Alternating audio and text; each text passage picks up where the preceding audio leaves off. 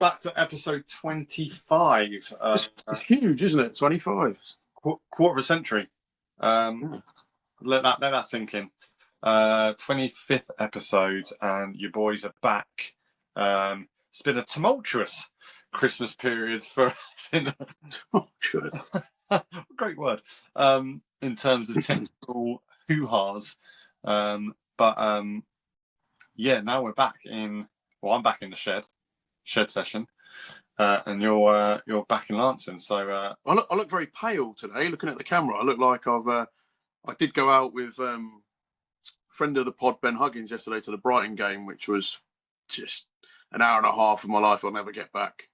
and the rest. Terrible game, but going out for a few beers, absolute animals. Them lot. I think I had about 8 pints.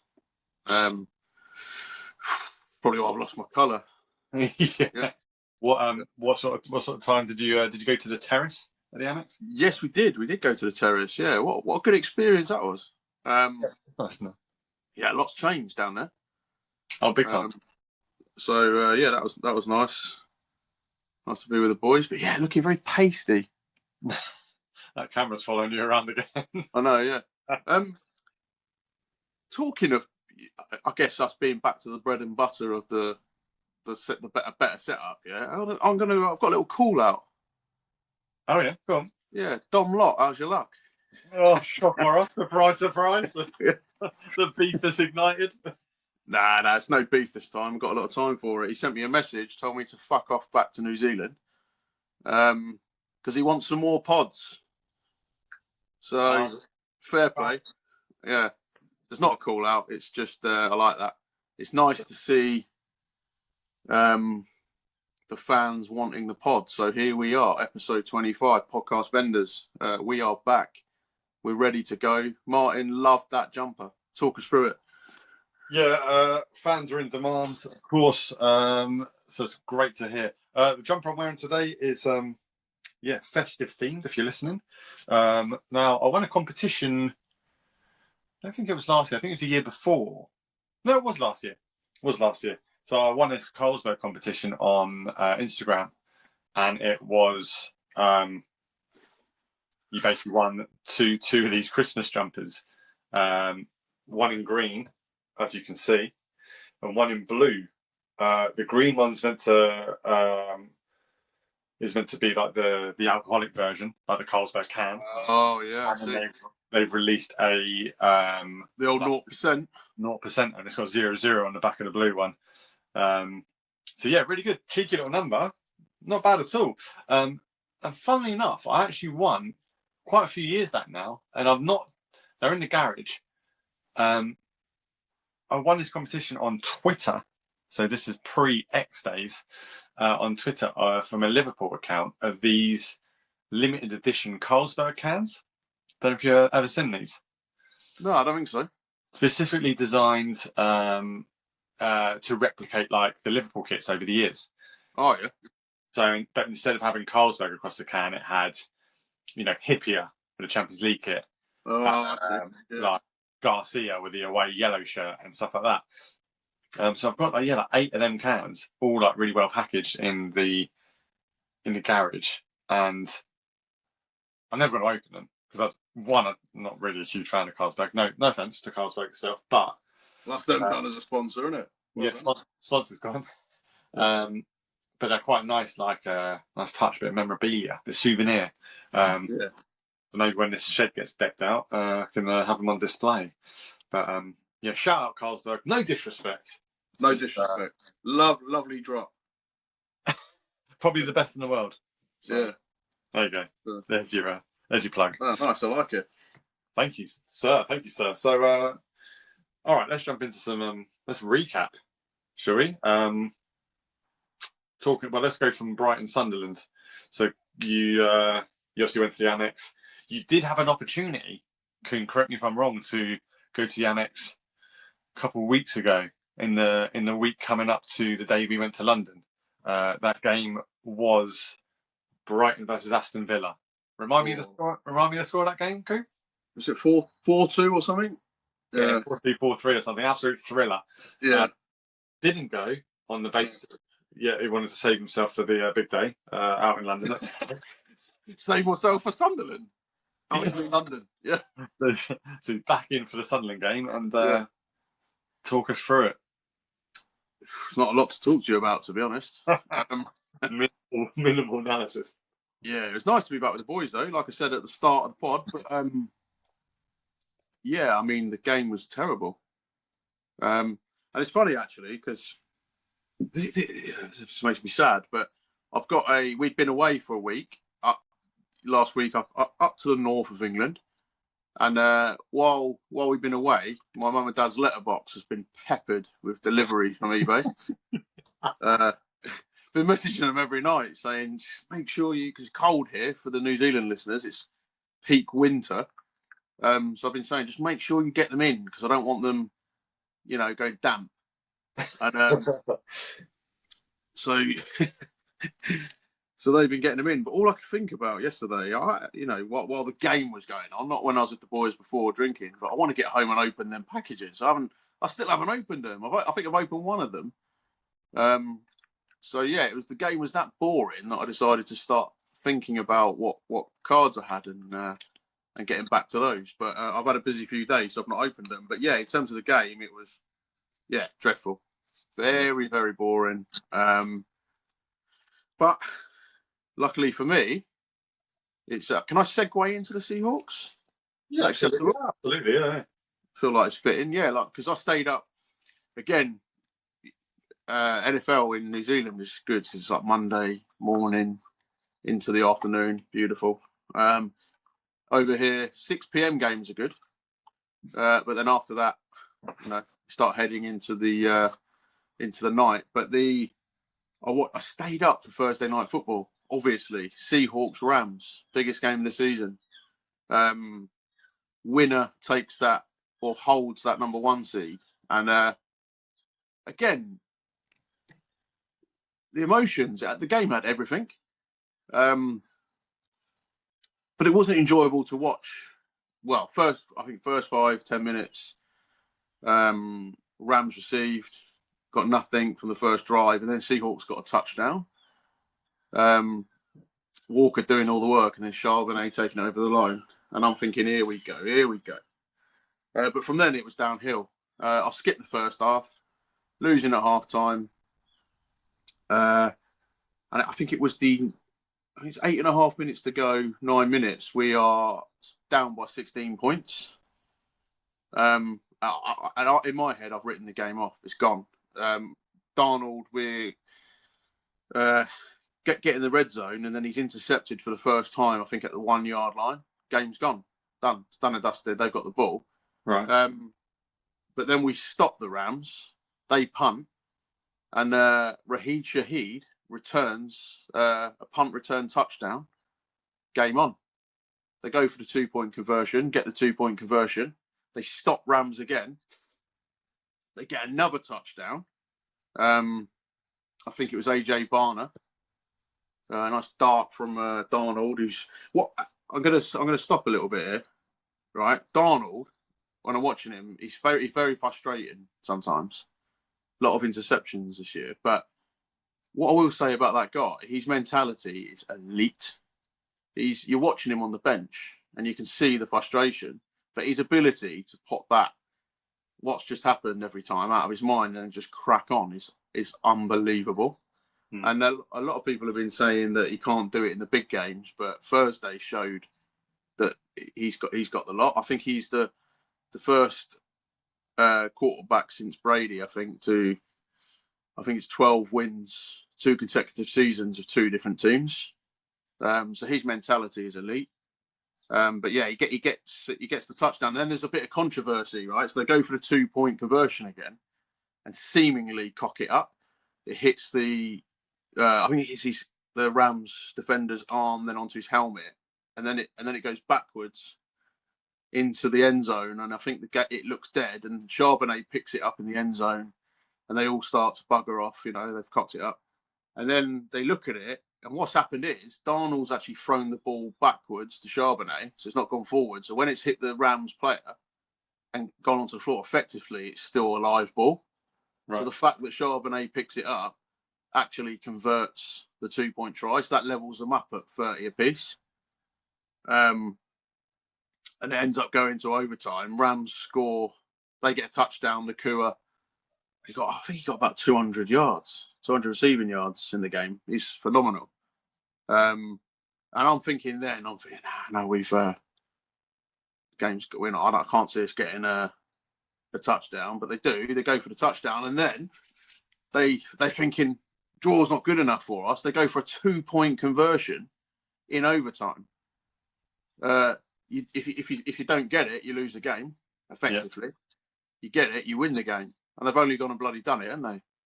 Wow. And I'm now at 5:30 in the morning. I'm at the in-laws, and I'm wanting to I'm buzzing. I want to run around, smash the place up, but everyone's sleeping. So I struggled to get to sleep because I was absolutely buzzing.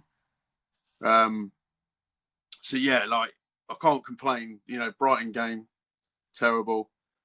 But I'm still on that high of Seahawks absolutely smashing it, controlling that number 1 seed now. 2 games to go, Panthers and 49ers, and then the icing on the cake yesterday, Liverpool would have win as well. Yeah, I mean, I'll briefly touch on Green Bay, shall I? Not been a great couple of weeks actually. Was good, beat the Bears like a couple of weeks ago, then lost to them last night, and then in between, overtime, wasn't it? Yeah, and then in between that, I can't remember who played in between Bears. Anyway, Micah Parsons done his ACL. Yeah, not good. So yeah, not great, but still, still up amongst it. So we'll see what happens. But yeah, not ideal. Bit of a dip in form. Injury doesn't help, and yeah, we'll get on to some of get into my Jordan Love rabbit hole later on. Well, yeah, definitely. What could be interesting if you do make playoffs is that some stage there's a chance you'll meet Seahawks. So that'll be an interesting pod, won't it? When we absolutely take you apart. Looking forward to that episode. Oh, can you imagine? Yeah, but it's good. I would say we could do like a watch-along pod, but American football games are so long, no one would want to watch it, would they? It'd be about 4 hours. Whatever it is. We'll get the 40-minute highlights on while we do the pod. Yeah. Yeah. Not a bad idea. But yeah, Liverpool's good win, wasn't it? Watched a bit of that in the pub or in the terrace, as you mentioned earlier at Brighton. That was it's funny actually because Huggins said that they sometimes have people come in, like speakers or something like that, because the top bit of the terrace is like if you've got an American Express card. Yeah. Get up there. And last night, I don't know if this was through the club, but do you remember Anthony Knockhart? Yeah. He came in. He was in the bar, and everyone was singing the Knockhart. We've got Knockhart, Anthony Knockhart, and he was down on the bottom bit first, and eventually came up, and he's on a chair or a table or something, and he's like leaning over to like one side, giving it all this, and they're all singing at him, and so it's fairly entertaining. But yeah, we watched. I was having none of it. I was watching the Liverpool Spurs game. Saw the challenge on Van Dijk. Tough one, that. I think, high yellow. It's not such a thing, is it? High yellow. Red. Don't know. I think, first and foremost, there was, I mean, from a, I know you probably see it quite a lot from like a reffing point of view, right? And I guess I saw it from a bit more of like a playing point of view, where he doesn't need to be like rushing him that much. Simmons doesn't need to be there because the ball's gone as well, isn't it? He's not going anywhere. Yeah. He's not going to win the ball. So just control your position, I guess. Yeah. And yeah, it's super unfortunate that he sort of stood on the back of his heel, but I don't know. I just think both set of fans, if it happened either way, would both be asking for a red, wouldn't they? Yeah, exactly. Oh, 100%. Yeah, I think from a refereeing point of view, it's difficult to make, I guess to make a decision when you've had 8 pints. I haven't seen it since I've been sober, so that might change it. But I remember been in the pub last night, and I think obviously there's a lot of factors when you're looking at that red, and I think the ball position is one of them. By the time he makes contact, the ball's gone. He's kind of, to me, again, could be the beer talking, but it looks like he's looking at the back of his legs rather than the ball, and I think that's probably the factor. I think when you look at it, I couldn't decide. And funnily enough, I was with two referees yesterday, by complete coincidence, and I think we were all like, "Oh yeah, it's a tough one." But I think when you look at the factors, it probably is the right decision. But I think it's one of those that's just crossed the threshold, only just, I would say. So I don't think anyone can really moan. But yeah, like, big win. Shame about Isak though. Quality goal. I've read that hopefully they don't think it's his ACL. So that's positive. But he could be out for a while. But yeah, great. I think Spurs away used to be one of them games that I didn't like. I was always a bit edgy about it, but now it's 3-point lane, isn't it? Yeah. Yeah. Well, 3-point lane. Do you know what? I also rolled myself back to last year when Curtis Jones got sent off at Spurs, and that was a very contentious decision. Was it Robertson as well? We got two reds. He went later on in the game, didn't he? Yeah. Yeah, that's it. Yeah. I think he probably deserved it, but the Jones one was a straight red, wasn't it? And it was that's it. Where he put the foot on the top of the ball and his foot like rolled over the ball into the player. Yeah. Now, I'd maybe a bit biased, but I thought that was a bit harsh because he didn't really make that much. Like, it wasn't forceful contact, I don't feel. But then again, if it was on the other. If it was the other way around, maybe I would be asked for a red. I don't know. So wasn't that the same game with the controversial offside as well, where VAR the Diaz didn't they? Yeah.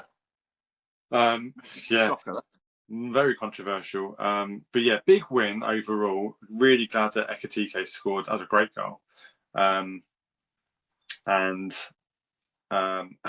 Christian Romero is the gift that keeps on giving, isn't it?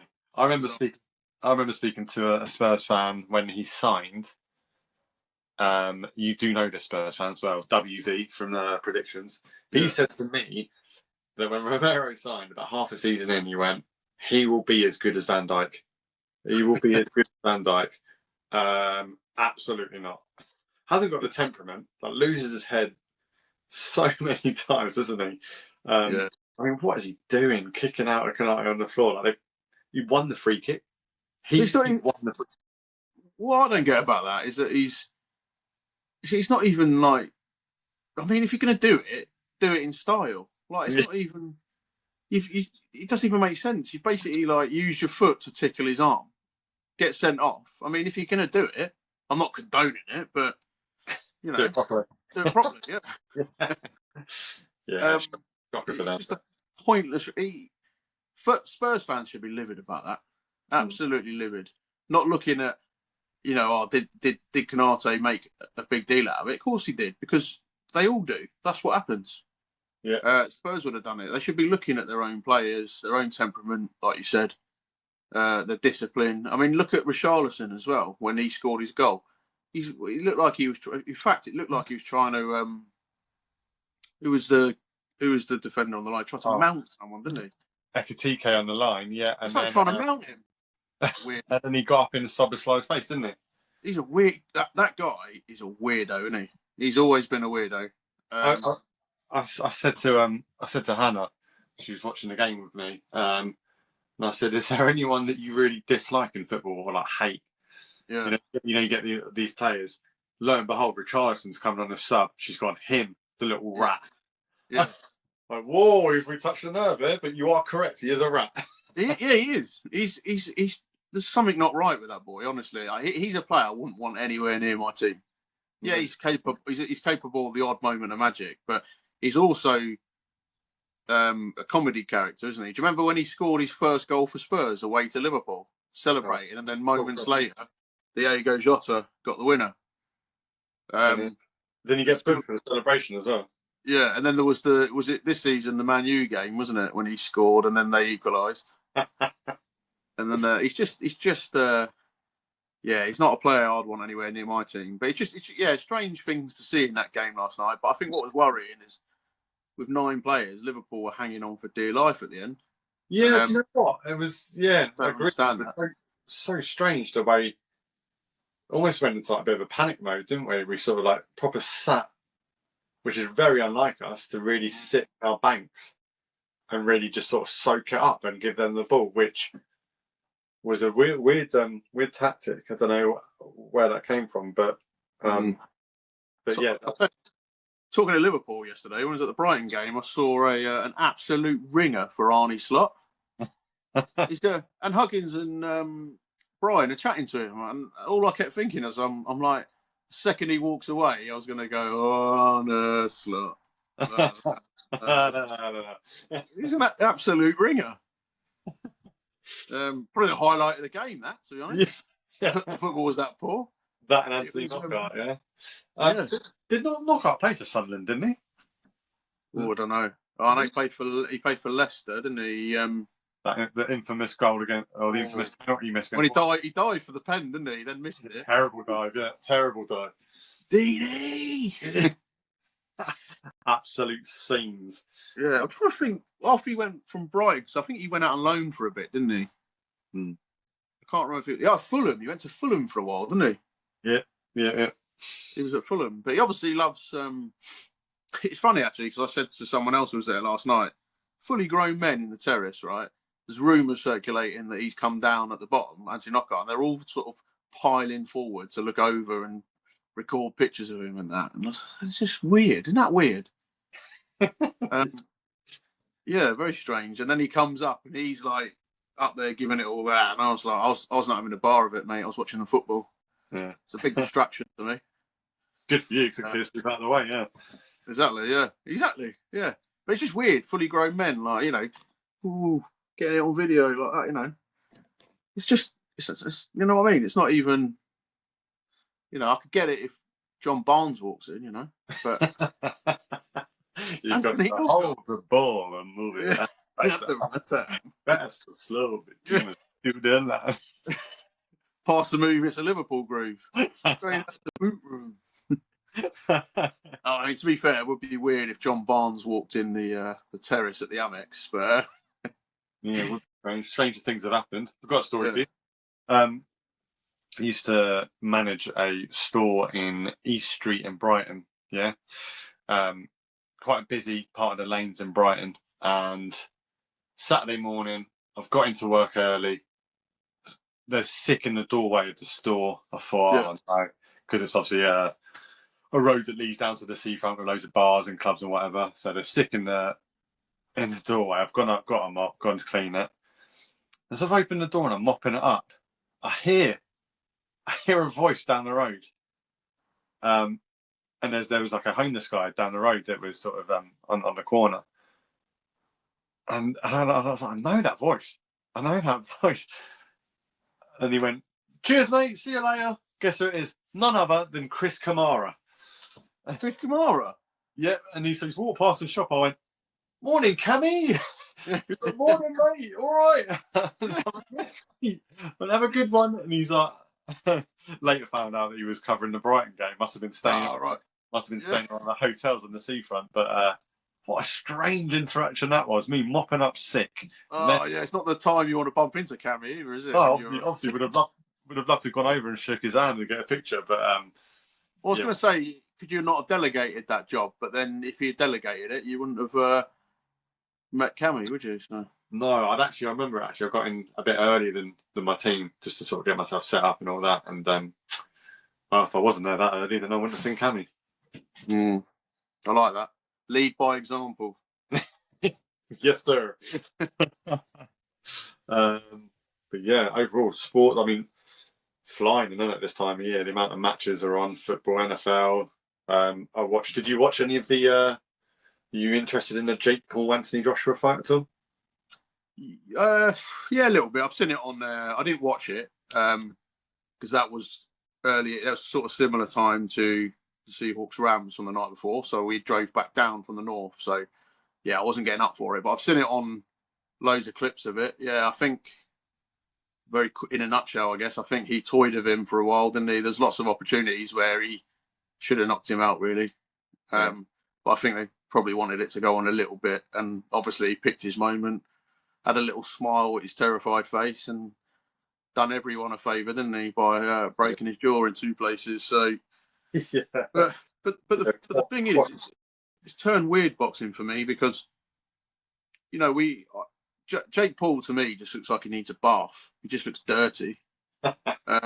He's very annoying, but as much as we can dislike the Paul brothers, like it's really hard because the money that's involved is astronomical, and they've just come from 2 little nerdy teens. When you look at their early stuff, and they're in a different stratosphere, so it's very hard to actually.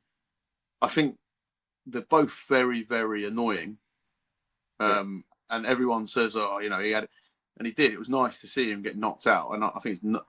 I'll probably get a lot of criticism for this, but I'm pretty glad he's broke his jaw because he needs shutting up. But all that said, I have a lot of admiration, to be honest. You know, it's even doing. People might laugh at this comparison. I'm not in any way comparing what we're doing to them. But when you're trying to build up a following, and you're trying to produce stuff like we are, and have these chats and get people on and stuff like that, it's actually hard work, isn't it? You know, it's hard work. There's a lot of continuous posting and. You know, although this is really fun, and I said to someone recently, even if no one listened to us, we'd probably still do it. I get to chat to you for an hour every week. Absolutely. There's so many positives from it, but you know, to set it all up, edit it, put it out, put stuff out on Insta and TikTok and whatnot, it's, you know, a lot of work goes into it. And to build the following, you need to continuously post.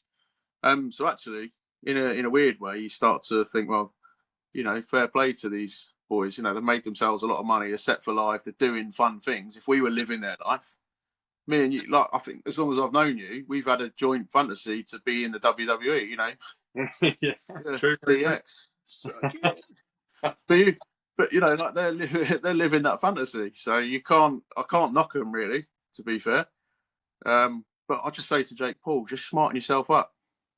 I know you look a mess. Look at your. Logan Paul, he's presentable, isn't he? Like Jake Paul just looks like a mess, but he's a very rich mess. So fair play to him. So yeah, that's my opinion, my take. Is that a call out? You calling out Jake Paul? Would you I'll call Jake Paul out for 75 million. Yeah. I don't think I'd get in the ring with Anthony Joshua for 75 million because I probably wouldn't live to see it. But my family would be set up for life. But Jake Paul, yeah, I mean he'd probably knock me out, but. I don't. Yeah, I'll be up for that if you're listening, Jake. Yeah, you give it a go, and you wash your. Yeah, first. What would be your left uppercut? Got a feeling you got a bit of a left uppercut in you. Yeah, I'll go jab boom. Yeah, I did watch it. It was a bit. I watched it. I rewatched the whole fight last night.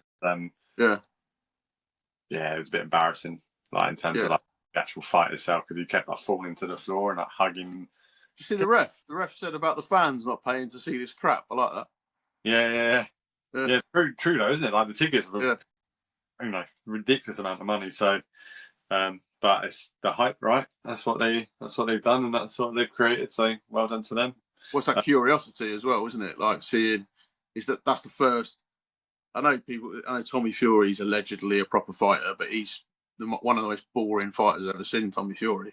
And he beat him on points, didn't he? But like all the fights he's had have been I can't say what I really think on here because he wants to sue everyone that claims his fights are rigged, doesn't he? But the Tyson one, there's something weird about that. And even if there's not, like he's 63, 64. Just an exhibition, really. So this is the first proper fighter. Done. But then we could do a whole show on Anthony Joshua, to be honest. The guys, I remember when he first started fighting, I used to love the bloke, and he's done a good job, but he's an absolute clown, isn't he? I remember watching the fight that he lost to Usyk. Absolutely lost his head, didn't he? Oh, he's a muppet, absolute muppet. Grabbed the titles, left the ring. Chaos. Yeah, but look, let's not get into that. Shall we? Let's get back to cards, shall we? Let's get back to our bread and butter. Yeah. Let's I'd like to hear about because you've saved this for the pod. So you mentioned to me in the week. I love getting these messages that you've. This could actually sound a little bit wrong, but you've fallen into a Jordan Love hole. Yeah. And I asked you about it, but you've kept it for the pod. So let's set the record straight on what you mean by you've fallen into Jordan Love's hole. I mean, a hole. So when was it? Must have been midweek, I think it was. Yeah, midweek. I was Wednesday night, I think it was, and I was left to my own devices, should we say? Yeah. So I fell into an eBay hole of Jordan Love cards, and I've got some belters. I've already had some delivered. I've got them with me now. Do you want me to show you? Oh yeah. So I've got this Panini Prestige Any Given Sunday Jordan Love card. Nice. Yeah. The final against who's that? Is that Steelers? Well, I wasn't going to reveal this, but I can't really see it because the stream's gone a bit grainy. But not a problem. Sunday Prestige. I've also got a Panini Select rookie card, Green Bay rookie card. Nice. Which will be up there with we know how much we like the Select cards. They're really nice, aren't they? There's that, and then this one, the piece de la resistance at the moment, is an Optic Donruss Jordan Love Hollow. Oh, very nice, yeah. And it's in a PSA. It's not graded, but it's in like a what do you call it, like a PSA slab thing. Oh yeah. So it's in like mint condition. So that could be a potential to be sent off. To be honest. Yep. I've got some more coming. Another like 4 or 5, and then one of them. Second time this has happened on eBay. I bought a card and what was it called? Like a gold something or other of Jordan Love. The seller's gone. I can't find it. Can't really? find it. Yeah, can't find it, so can't sell it. Brilliant. Refund. He's obviously got a better deal, wasn't he? Or didn't get what he wanted for it. Was it an auction or a buy it now? Good point. It was an auction. Yeah, not got what he wanted, has he? Nah. So report. Oh well, I'll report. All right. That's terrible. Yeah. I also bought a couple of Liverpool base sets actually. Well, I got the card from Fanatics, the box, from Fanatics, and I bought a Liverpool trading card set, so 22, 23, and 23, 24. And I've got a couple of numbers out there actually.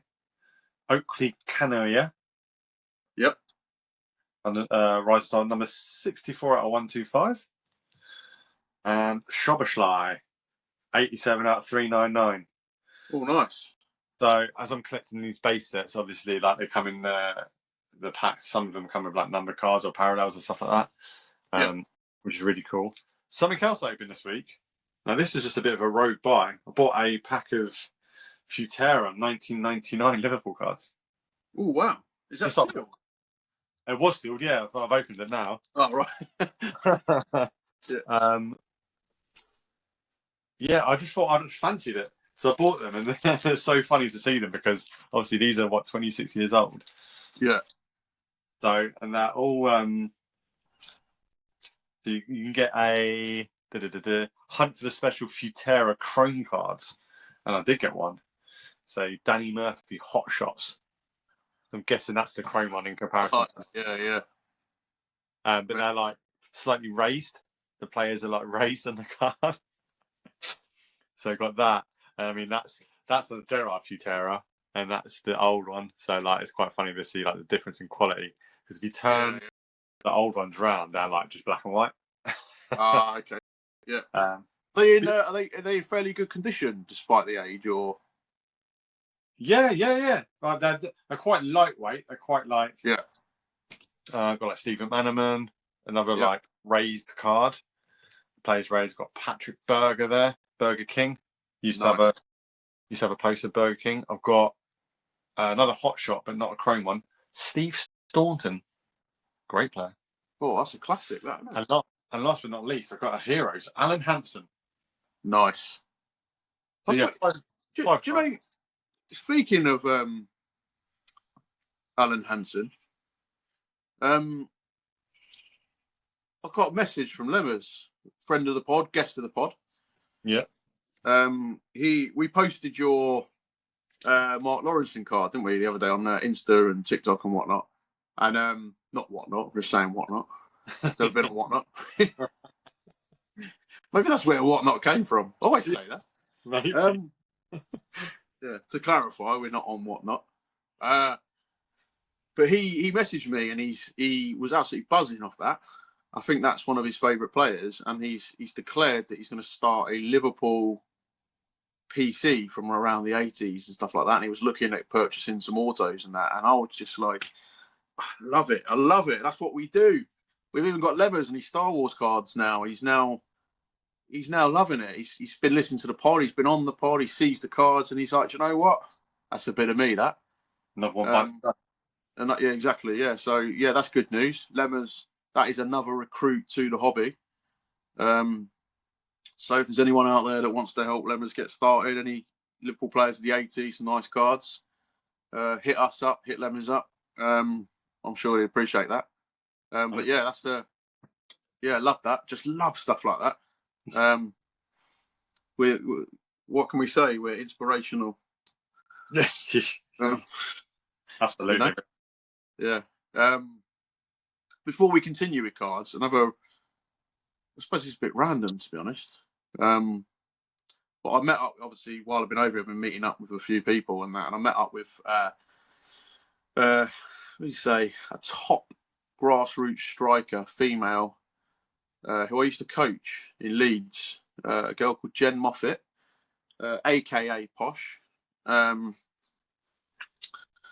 of my really good friends. I spent many a year sharing a beer and having many a football debate, even to the point that I stormed out of a curry house once and having a tantrum, which was brought up when we met up this week. Classic, but unsurprisingly, we had a little football chat, and I said I was going to give her a shout out, and she's been listening to our pods on her run. I got a message saying she actually, I think this is genuine. I don't think she's humouring me, but she said that she enjoyed the pod and will be a regular listener. So I did say to her that I'm going to give her a shout out. So there's the shout out. But what we were discussing was, so she's a Middlesbrough fan, who are doing really well in the Championship, second at the minute. Would be good. It would be good to have them in the Prem, because then you'd have Sunderland, Newcastle, Middlesbrough. So I think that would be good for football. Yeah. But we were discussing Rob Edwards, right? So what I want to ask is, it's a bizarre move, isn't it? He's left Middlesbrough, who are not short, nothing short of flying, and he's gone to a struggling Wolves who are sitting on 2 points. And I know there's a connection there, because I believe he used to coach under 21s or under 18s or something like that. There's obviously the history. And I suspect that when push comes to shove, Wolves are probably in a financial better position. But he's not going to last there, is he? So how is he? What I don't understand is, to me, that's a gamble. You're with Borough, you're doing good things, you're at the top of championships. If you're thinking about your career, you've got a potential promotion on your CV there. You're going to Wolves, unless he's, well, maybe this is a strange thing to say, because obviously good managers are going to back themselves, and that's obviously what he's done. He believes he can go there and do a job. But for me, for someone in his position, that's too much of a gamble. Why go to a Wolves when they were in the position that they're in? Because that's surely going to be detrimental to his career. So you could have a scenario where Borough get promoted, which is, it's not a given. It's still early in the season. But it's looking that way. It's looking like it's going that direction. And you've got Wolves, who need nothing short of a miracle now to stay in the Premier League, even this early. So for me, it's just a weird move. So I wondered what your thoughts were. Yes, good question. Good question. First of all, shout out Posh, up the Borough. In terms of that decision, yeah. Did Rob Edwards used to play for Wolves as well? I've got a feeling. I believe so. Yeah, I think he did. Yeah. So I mean, I don't think there's a dispute about those magnets, if you will, pulling him towards Wolves. But yeah, weird. From a footballing perspective, it's a monumental job he's got in his hands because, yeah, like you said, if he's weighing it up in terms of all he's got to do now, well, I say all he's got to do, what he's got to do now is basically keep Wolves up. Yeah, that's minimum. What do they say? Minimum like 30 points, and now on what, 2? So yeah, let's say between 20 and 30 points to at least battle the relegation zone, should we say? So miles off it, the team they just don't really have anyone. Every time I see, yeah, like he's got, and this is a problem with like I say bottom half teams or lower half of the bottom half, where they keep regurgitating managers. It's like a short-term fix. So like they transfer window, but then you're like, well, who's going to want to go to Wolves, bottom in the Premier League, 11 points off the team above? Oh yeah, I'll go there. I mean, you know that team's going to go down, probably go down to the Championship. So it's not even worth like him going, or them going, oh, you've got a January transfer window, here's some money to spend, because the team itself's in disarray. Yeah, exactly. I'm not picking up any results, and it's going to take, I don't know, it's just going to take a long time for them to. It's a terrible start. 2 points. I just think it's an unfathomable decision. I can't get my head around it. I know, like I don't know, it's just a strange comparison, but like when maybe there's been murmurings of, say, Gerrard being involved with Liverpool and stuff like that. And I think we don't know if he's ever had. And I know he coached for a while, didn't he, in the youth setup and stuff like that. And they're not bad decisions, but like you've seen like Lampard go to Chelsea and stuff like that. And I think if you've got a pull to a club, then it's probably, for Lampard, for example, it's probably an irresistible opportunity. But he wasn't right at the time. Yeah. And I think people say you've got, like, we could sit here all day long naming, look at Wayne Rooney, world-class players who seemingly can't manage for toffee, if you pardon the pun. Pardons. Yeah. But I think management, you've got to be a certain type of person, haven't you? I mean, Wayne Rooney, for example, would have experienced some world-class coaching, but to actually then deliver it and be able to react to what goes on in a game, that's different. So yeah, there would have been a pull for Rob Edwards there, but I just think, yeah, like we were chatting about it, and it just seems a really bizarre decision for him to do that. But look, it's Wolves, it's Rob Edwards. Let's move on because we're giving him far too much airtime on this pod. Speaking of, by the way, quick one about Lampard, he's actually smashing a commentary, isn't it? I know, yeah. Did you see the little scuffle yesterday? So that's all kicking off. I did. It's not the first time that's happened this season. I remember the Klopp one when he had the with Klopp in the when we got the trophy during COVID. He was giving it the big, and then when he said you've won the Premier League one time and you're giving it all that. He's bitter, isn't he, Lampard? I quite like him, mate. I dislike him and like him. Like he's a knob, but I like him. I like him to be there so I can call him a knob. He's that type of player. Manager, sorry. I think he's I liked him as a player. I quite like him as a manager. Giving it a bit. Don't mind it. I hear that dog's back. That's the professional standards, isn't it? That we not a problem. I'm gonna have to stick some eggshells up in here. Some egg boxes, sorry, not eggshells, egg boxes. MC, I wasn't really prepared this morning because I've said that I've got this. I've been peppering the letterbox with new arrivals, let's say, and I've got a couple of cards out that I bought, but some of them are still packaged. So I've got this. People know that I've kind of fallen into a Elijah Arroyo PC. It's become quite funny. I think this is my 9th RPA. Wow. And ironically, this one I actually ordered from the States. I just saw it and I was like, it just looks so good. It's the Phoenix jumbo patch. I really, really like them. So it's one I had to have. So that's come over, and I've picked up this. This was, I think I paid like £4 for this card. You know, maybe $8 for those in New Zealand, but it's a 55 of 99 Origins Tour Tagovailoa for my PC. Oh, the back. Yeah, and I thought that was dirt cheap, and it's in like perfect condition. Yeah, really pleased with that. But I picked up, still in the envelopes, I picked up a Diogo Jota player worn mem card from the new, you know, from the Topps Premier League collection. Yeah, nice. Yeah, and it's funny actually because I was reading the back of it. You know, like when we look at like when we get a patch, first thing you look at is it player worn or whatever. And obviously with NFL mainly, it's not from a specific game or event. But the good thing we spoke about this in the other pods with the Premier League ones is that they all seem to be player worn. But it says, which just sort of tickled me a little bit. It said that that there was a Topps representative that's got a big spiel. There's a Topps representative there to witness it and stuff like that. So then I started thinking, well, if there was a Topps representative witnessing him putting on the shirt, then obviously it's not from a game, is it? They've obviously, well, prior to his passing, they've had the players come in, haven't they? And they've gone, just put that on, just put that on, just put that on. Yeah. So he's probably just gone, put a load of Topps on, and then they've just cut them up and put them in cards.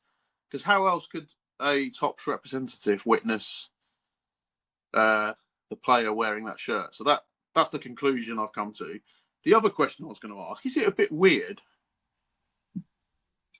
having a Diogo Jota player worn shirt following his death? Because we know he never played in the kit. So those, I think Topps must have taken the pictures and stuff like that before the kits came out prior to last season and had their, however they do it, you know, bring the players in, chuck that top on so they can technically call it player worn. But, you know, in theory, I've now got a little bit of his shirt and he's not around. So I think as a Liverpool fan and a big fan of Jota, that was, I think it's quite cool.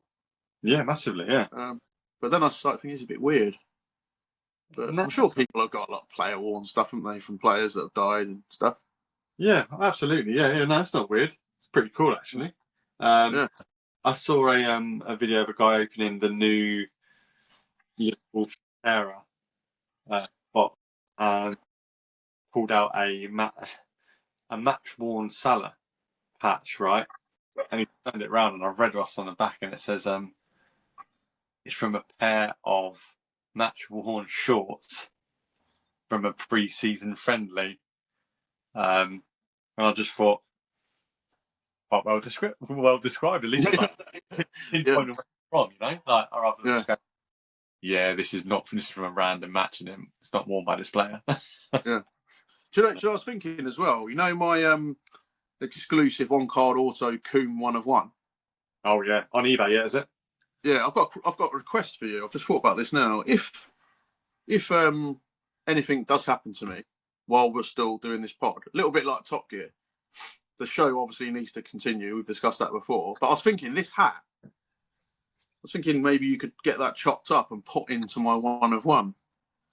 A Coombe pod worn hat, 1 of 1. Yes. What do you reckon? Yeah, maybe we could release some cards and pod worn, yeah, patches. Maybe we're onto something there. Maybe we should release some Coombe and Curry cards, pod worn patches. No, you know, Dom will probably go through all the pods, going, well, I've got this 1 of 1 here. It says it's pod worn, but I can't find a pod with it on. So, yeah, that's unbelievable. Yeah, you know, who knows? Imagine the allegations. But yeah, like if something happens to me, that's it. That's the task. You've got to chop this hat up, and I want it put into a card, pod worn, 1 of 1. Imagine the person who gets the little bit of the Seahawks logo. Be buzzing, wouldn't they? Oh yeah. What a patch. What would you do with mine then? Probably the Liverpool zipper. Yeah, that'd be up there. I mean, that Carlsberg jumper would be. I'll be coming for that, boy. It won't fit me, so I'll get it put in a card. Yeah, that's unbelievable. Yeah, I reckon we should imagine that. Yeah, do you know what I might get? I might get that little fluffy top bit off your mic, the famous mic that's let us down a few times. Just get the little fluffy bit put in a card. pod used mic. I'll tell you what, the options are endless. I know. We're really brainstorming here. This is great. Just put the whole mic in there. Yeah, squash the whole mic. Yeah, exactly. Yeah, imagine that. How do we authenticate it? Witnessed by a Kuma Curry podcast host. A guest of the pod. Exactly. On to Ben Huggins, Simon Lemke, Dom Locke. Yeah. Have we? Speaking of guests of the pod, I'm going to be very careful how I discuss this. But we've had a little bit of a break, haven't we? We've had we've got potentially another guest coming on, haven't we? Yeah, like we said at the beginning, it's been a bit of a not tumultuous. Tumultuous might be the wrong word, but obviously you're over here seeing family, you're doing this, that, and everything, and obviously same mind. It's a busy time of year, so we'll get back to a routine. And then we'll get there are some people in the pipeline to come on as guests, which is super exciting. Northwest Card Shows on TikTok have reached out, and we'd love to get them on for a chat. I think they hosted their first ever card show last weekend, maybe, or this weekend. I think it was this weekend. It was the 20th, Saturday. So lots to talk about, and then we've just got more people in the pipeline. I'm sure we'll be getting them. We'll reach out to some previous guests to get them back on, especially as there's new year. There'll be new cards coming out. Topps Chrome will be the cream of the crops coming out in January, February, I think. So we're getting towards the kind of the end now of Panini in the NFL and seeing what happens with the top stuff as well. So like, obviously the new year is going to be quite exciting, isn't it? And lost my train of thought there. Let the good times roll. Yeah, exactly. Yeah. But a lot of content. But that's really cool. Like you said, there's a few people that reached out. I've had a few people this week on Instagram message me, new listeners actually, who started listening to the pod who really enjoy it. So I think we're getting somewhere. The listener numbers just keep going up. I think people are genuinely interested.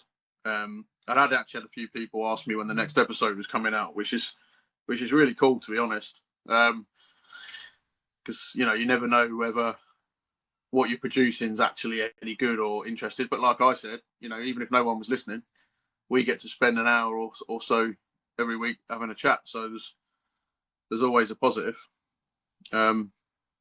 We've, in other news, actually, two things I want to speak about. I've got I've done a few trades with Card Geezer on Instagram, who, full disclaimer, is the brother-in-law. He's got Jake. He's got right into who I hope to get on the podcast. I think he's a little bit nervous, but I'm working on him. Nothing to be nervous about here. We're all friends, as I say. Safe space. Safe space, yeah. But yeah, he's doing his Instagram now, and his pictures are really, really good. And he writes his descriptions really well, and actually prompted me into changing I kept messages, and I changing the bio for the Instagram, and I was getting really hung up on how it appeared. But I was kind of inspired by I quite like his descriptions of his cards. They're quite funny. Quite a lot of thought goes into it. So I feel like that's his unique USP, as I say. But he's got his card shops, and he's got a lot of cards up for sale. So yeah, go and have a look at Card Geezer's page and see what he's got. He's got some interesting stuff, and I've got a lot of stuff off him, as I spoke about in the last few pods. We've done some nice trades, but we've just, for Christmas, we've bought a Mosaic International Hobby Box, and we've done a little draft. I've got Packers, so if I get any decent Packers, they'll be coming your way. So you've got a vested interest. But yeah, we've picked up the hobby box, so I'm looking forward to that. That's in terms of you can get like the full hobby box, but we've opted to go for the international. It's technically my first hobby box I've purchased. So I'm looking forward to that. Key question: when are you cracking it open? When's the break? Well, I think Christmas Day. Just wait there a minute. One sec. Just thought of something. Yeah, not a problem, Chief.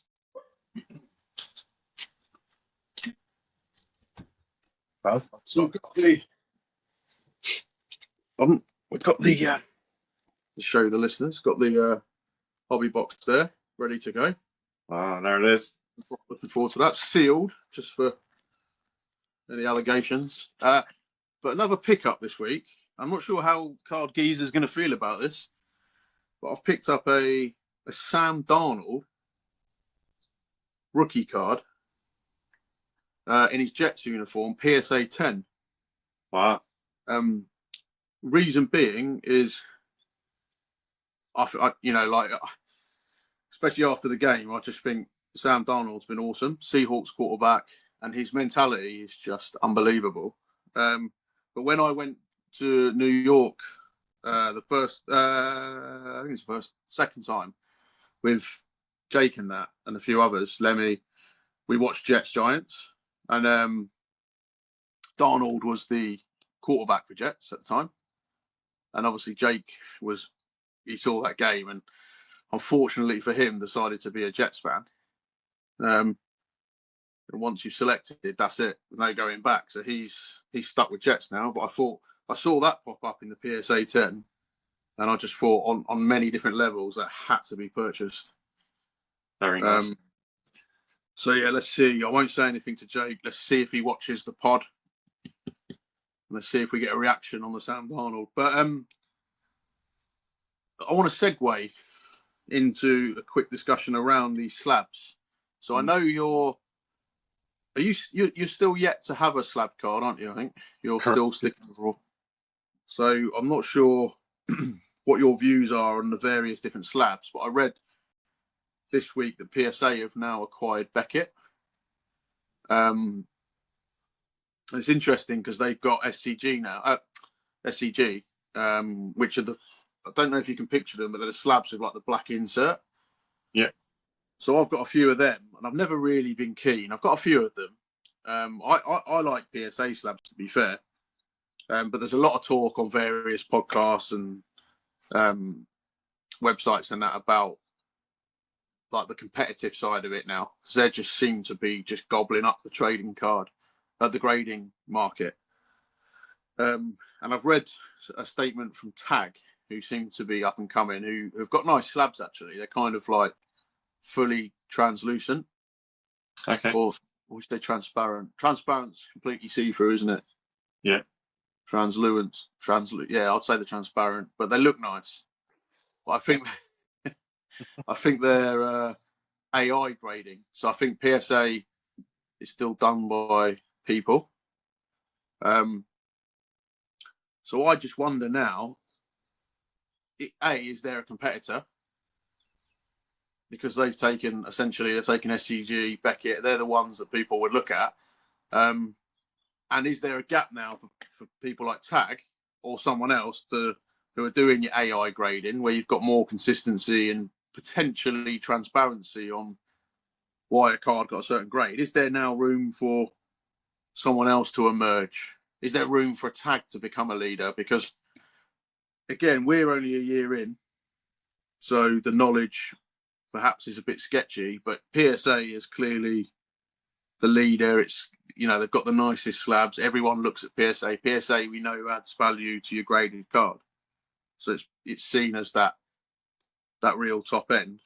But yeah, what do you reckon? Is it now time for AI? Is it the AI grading, the consistency?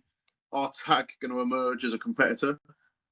It's quite it's a bit of a minefield, isn't it? Because obviously I don't have that much experience in it, but I did see that guy at work told me that these what are they called, sidemen, like KSI and all that, like sidemen.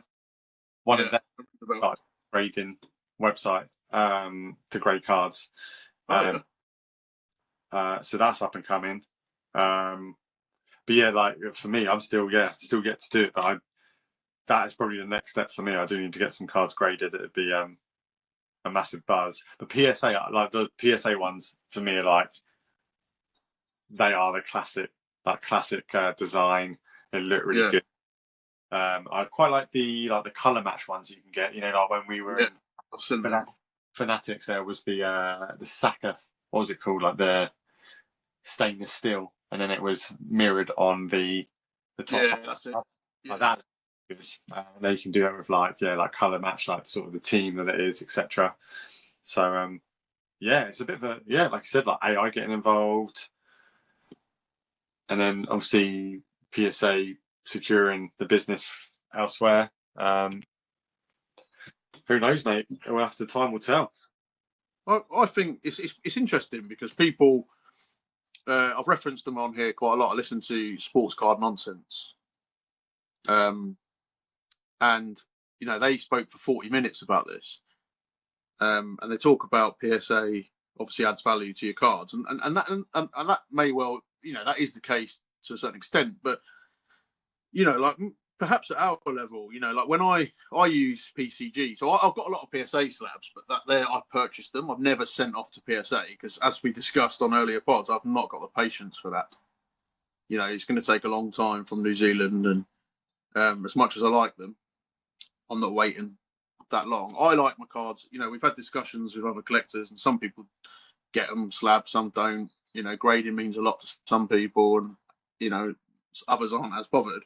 I like to have my cards slabbed because obviously you've got the protection element as well, and I think they look really good. Yeah. But I've been using PCG, Premier Card Grading in New Zealand, and I think they're superb. I think the slabs are not too dissimilar to PSA. You know, they're quite tight fitting to the card, they're quite thin, and I think their labels look really, really good. There's transparency, so you get your 4 subgrades on the slab. Some people don't like it, but I still don't think there's going to be many people that, if they wanted to buy one of those cards that was a PCG 10, well looked after slab, that it's going to affect that grade massively. I can't get my head around that, and that's coming from a novice. That's coming from us as novices. You know, there's going to be people listening to this that would have a completely different opinion. But you know, for someone who's new to the industry, I think for me it's about the slab. But then I am grading stuff that's going in my PC. Yeah, so right. I guess I've not had that experience of going, well, you know, let's exaggerate a point. Let's take the Sam Darnold in a PSA 10.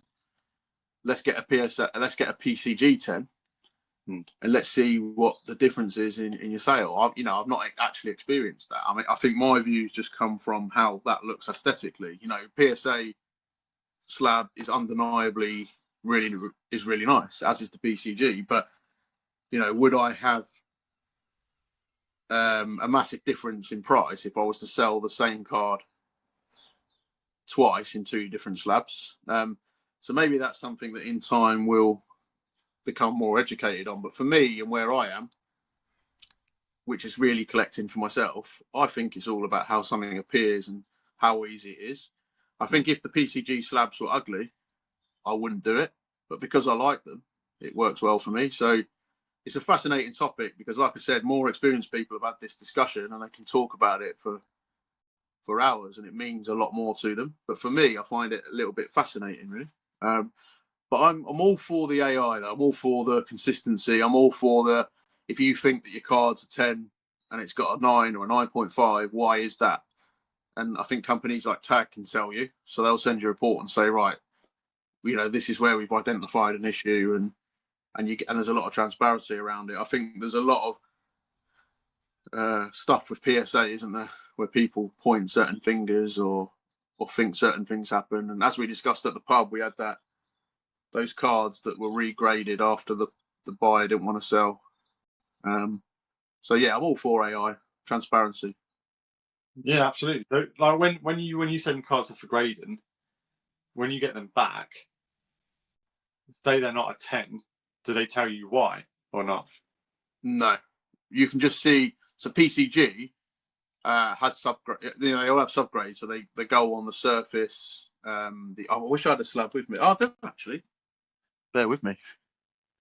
Yeah, Yeah, give me a second, and I will. Yeah, it's interesting. I've experienced it yet, but just wondered, whether they let you know. If it would, Yeah, so here I've got the Roma Dunze Colour Blast. There it is. So you can see on there you've got your centering. So can you see that? Can you see the subgrades on there? Yeah, top 4 of them. Yeah, that's it. Yeah, so you've got centering. So on this one, it was a Gem Mint 10. So PCG do actually do a pristine 10. So what I guess one thing, if you've got a pristine, then you probably wouldn't mind seeing those subgrades. But I think if this was a PSA 10, I guess the advantage to that is you don't see the subgrades. So a 10's a 10. Yeah. But you don't know how much of a 10 it is, for example. Is it a pristine 10 or is it? And that's good if it's just scraped it. Whereas this is a Gem Mint 10, ideal. Centering 10, corners 9.5, edges 10, surface 9.5. So you can see where it's let you down a little bit. But in this case, I wouldn't want the subgrades on there. I'm happy with just having the 10. Yeah, right. I'm with you. But you look at the slabs. They're basically a similar size, a similar thickness. They're quite tight fit into the card. So I quite like the slabs. I think they look really, really nice. So yeah, that's my take anyway. Yeah, no, love it, mate. And it'll all be. I think in the new year I'll probably look to picking some cards out to send off. Because it's been grab my charger pipeline for a while. Yeah, definitely.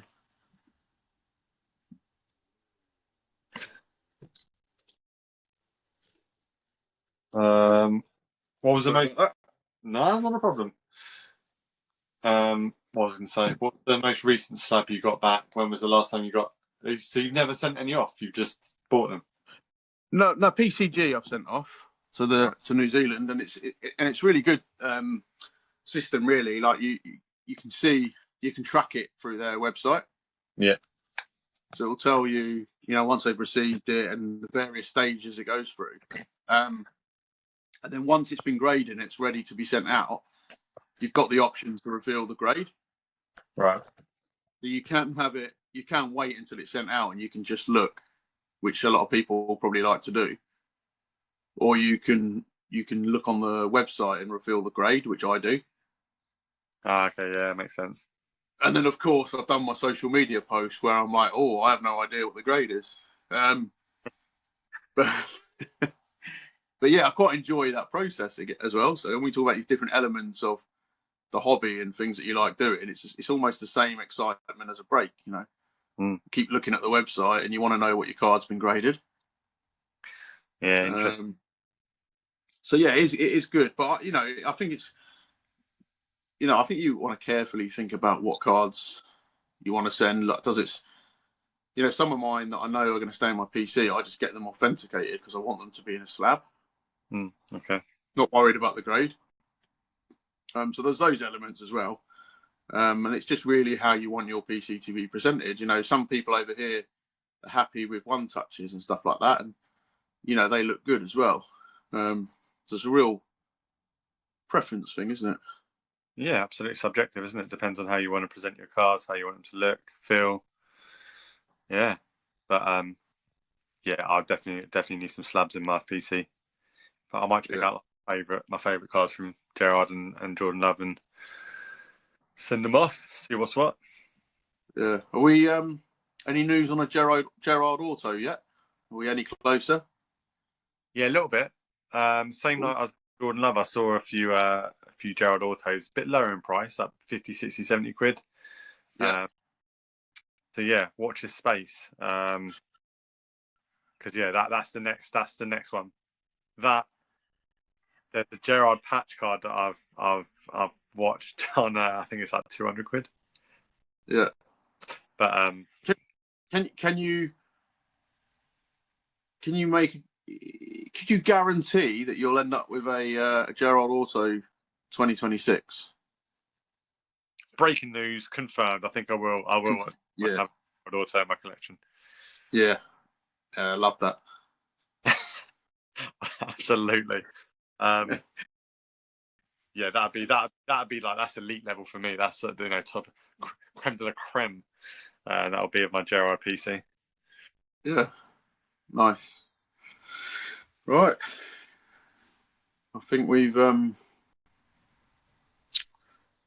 it's time to wish the listeners a very Merry Christmas, isn't it? Yep, from all of us here at CCSC, that's the accounts, the HR team. They've been very busy this with lawsuits. We wish you a Merry Christmas. Still ongoing. That'll be a new feature, won't it? Update the listeners on the lawsuit. Another court case, yeah. But shall we? This is a discussion that should be off air, but we'll do it on air. Will there be another pod before the new year? I think there will, from my point of view. Yeah, I think there will. Yeah. On my return to New Zealand, probably. Yeah, once you've landed, not exactly after you've landed, but before I go through customs. Yeah. Before you get your cards taken away from you in customs, yeah. Yeah, exactly, yeah. Live footage of my cards being oh no. But yeah, I think we should next Sunday if possible. If not, yeah, we'll do one before New Year. Yeah, I think I'll be back in New Zealand by the 28th, so plenty of time. We'll get one out. Might even go out on New Year's Day. New Year's Eve before the New Year. Yeah, sounds good to me. Get out New Year's Eve. So yeah, you've heard it here first. Episode 26, New Year's Eve. Episode 25, just before Christmas Day. It's been a pleasure. I hope everyone, for me, special one. I'm back after quite a few years with my family. So I'm really looking forward to Christmas Day. I hope everyone else has a lovely day. Nice Christmas, nice turkey. Hopefully it's moist and not dry. No one likes a dry turkey. And for the veggies, whatever you have, nut roast. Nut roast, yeah. Enjoy that. Yeah, exactly. Cauliflower cheese. I can't have I don't know what vegans eat. What do vegans eat? Is that more of a nut roast? Yeah, I think so. Yeah. That's a whole another episode. That. Yeah. I'll stop going now. There'll be another court case probably. Allegation. We cater for all. Not a problem. Absolutely, we do. Right. Love to the family. Merry Christmas, one and all. Regards to your family. Regards to yours. All the best.